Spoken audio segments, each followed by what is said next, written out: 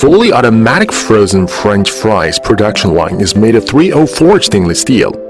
It consisting of cleaning and peeling equipment, French fries cutting equipment, blanching equipment, dewatering equipment, continuous frying equipment, de-oiling equipment, frozen equipment, packaging equipment. The whole line structure design is reasonable. The process is well made, safe, reliable, and high efficient. Potatoes are cleaned and peeled by peeling machine and cut into French fries by the cutting machine. The French fries enter the high-pressure bubble cleaner, and the mucus and starch on the surface of the fries are rinsed cleanly. The separator separates the short strips and debris to improve the finished yield.